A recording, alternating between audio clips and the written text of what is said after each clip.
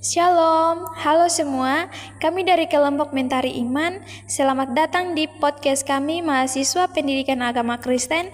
Di sini kami akan membahas tentang para guru gereja dan warisan pendidikan iman. Saya Delvi Langgili sebagai host akan membantu kedua teman kita. Dan saya Rizka Rianti Siuk sebagai segmen pertama. Dan saya Marcelinda Namwali sebagai segmen kedua. Para guru gereja dan warisan pendidikan iman. Selamat datang di Suara Sejarah Pendidikan Agama Kristen, podcast yang membawa kita mengalami jejak para pemikir iman yang membentuk fondasi pendidikan Kristen sepanjang masa. Pada episode hari ini, kita akan menelusuri perjalanan para guru gereja hingga tokoh-tokoh besar yang memulai tulisan, khotbah, dan pengajaran mereka, meninggalkan warisan yang terus mengaruhi pendidikan agama Kristen hingga sekarang. Istilah guru gereja atau doktor eklesia merujuk pada tokoh-tokoh awal kekristenan yang diakui memiliki ortodoksi ajaran, kekudusan hidup, dan pengaruh besar lewat karya teologis dan pedagogis mereka. Lewat suara-suara imajener berikut, mari kita dengarkan percakapan para guru gereja tentang warisan pendidikan iman. Untuk teman saya berdua, saya persilakan. Tabel imajener para guru gereja. Agustinus dari Hippo 354 sampai 430 Masehi. Agustinus, bagiku pendidikan adalah perjalanan hati menuju Allah, credo ad intelligem, aku percaya maka aku mengerti. Anak-anak perlu diajar bukan hanya untuk mengetahui kebenaran, tetapi untuk mencintainya. Di sini kita tahu bahwa Agustinus adalah bapak teologis barat. Ia menekankan bahwa pendidikan iman harus menyentuh hati, bukan hanya pikiran.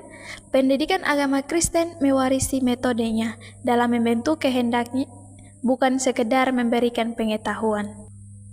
Jerome 347 sampai 420 Masehi, penerjemah Alkitab Latin Vulgata.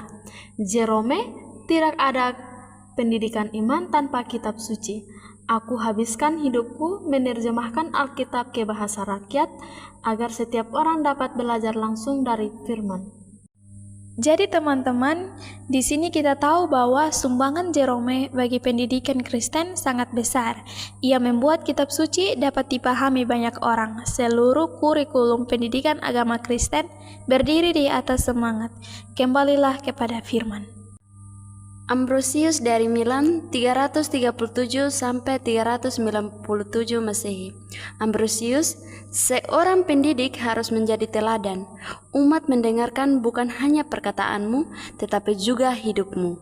Jadi di sini kita tahu bahwa Ambrosius menekankan keteladanan guru, banyak prinsip etika guru Kristen hari ini, integritas, kelembutan, kerendahan hati berakar pada pandangannya. Yohanes Chrysostomus 347 sampai 407 Masehi, si mulut emas.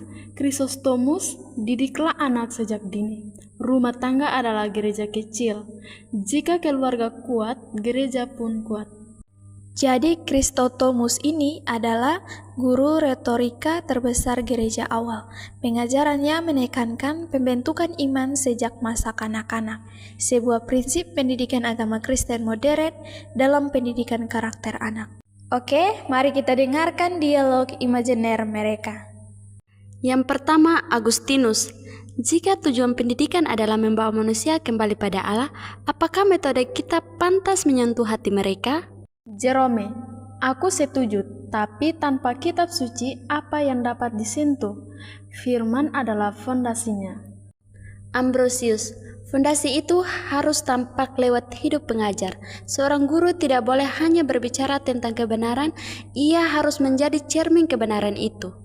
Chrysostomus, dan pendidikan tidak hanya terjadi di gereja atau sekolah.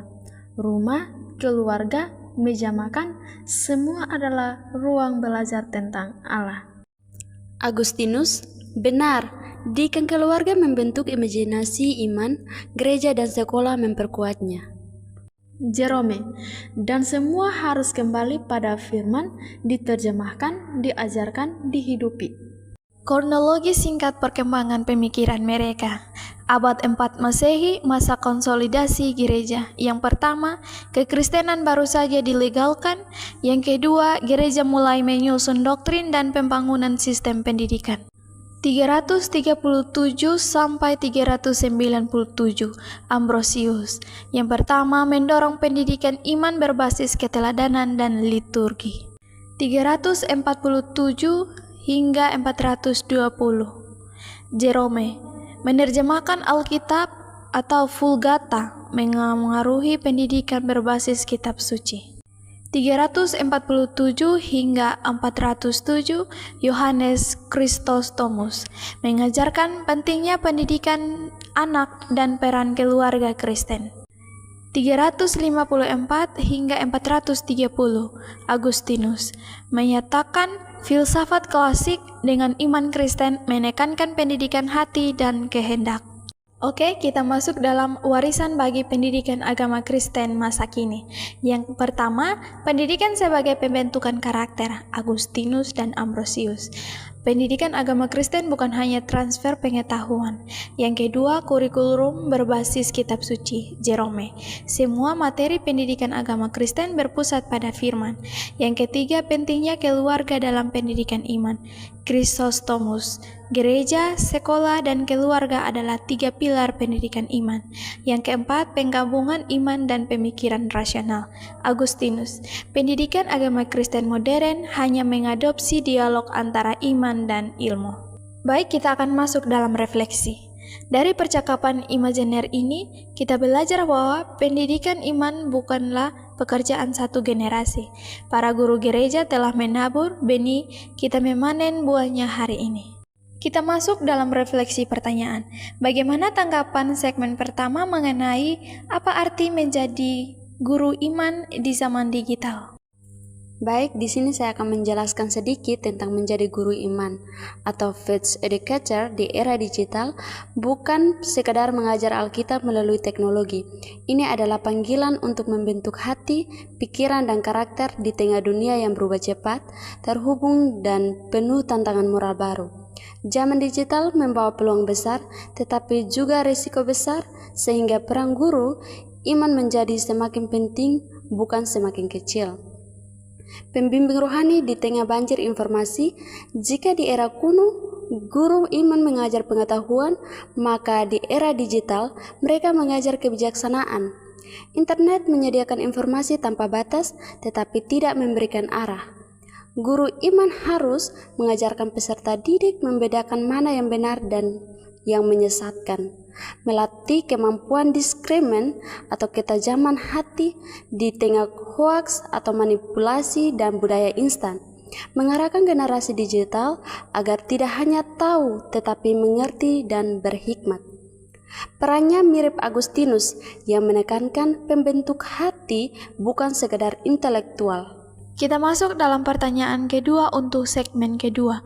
Apakah pendidikan iman kita hari ini masih menyentuh hati seperti ajaran Agustinus? Jawabannya iya, tetapi belum sepenuhnya, dan inilah tantangan besar pendidikan iman masa kini. Bagi Agustinus, inti pendidikan iman bukanlah informasi tetapi transformasi. Ia berkata, "Aku percaya, maka aku mengerti," artinya iman mendahului pengetahuan, cinta mendahului rasio, hati yang diarahkan kepada Allah menjadi pusat pendidikan.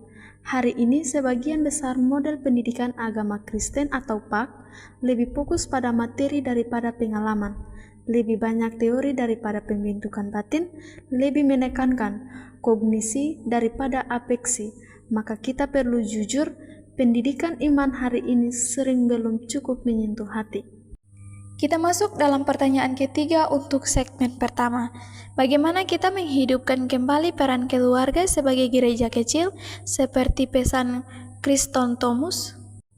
Menurut semangat ajaran Yohanes Chrysostomus dalam banyak homilinya menekankan bahwa keluarga adalah gereja miniatur atau mikroeklesia. Ia percaya bahwa sebelum gereja besar mengajar, rumahlah yang terlebih dahulu membentuk iman anak. Di zaman modern, fungsi ini sering melemah, namun ada cara nyata untuk menghidupkannya kembali. Mengembalikan rumah sebagai doa. Kristus Thomas menulis, rumah yang dipenuhi doa adalah rumah yang dipenuhi malaikat. Keluarga dapat menghidupkan kembali peran rohaninya dengan doa bersama sebelum tidur, doa sebelum makan, doa pagi bersama, dan doa saat ada kesulitan. Tidak perlu panjang, yang penting konsisten. Rumah yang berdoa akan menjadi rumah yang membentuk iman. Terima kasih telah mendengarkan suara sejarah pendidikan agama Kristen. Sampai jumpa di episode berikutnya, di mana sejarah kembali berbicara dan iman terus dibentuk. Para pendengar setia, tak terasa kita telah sampai di penghujung pembicaraan kita yang mencerahkan hari ini. Ingatlah, sama seperti mentari yang selalu terbit, iman kita pun harus terus bersinar, menerangi setiap langkah kehidupan. Kami dari tim Mentari Iman mengucapkan terima kasih atas perhatian para pendengar. Tetaplah bertumbuh dalam keyakinan dan sampai jumpa di episode selanjutnya. Tuhan Yesus memberkati.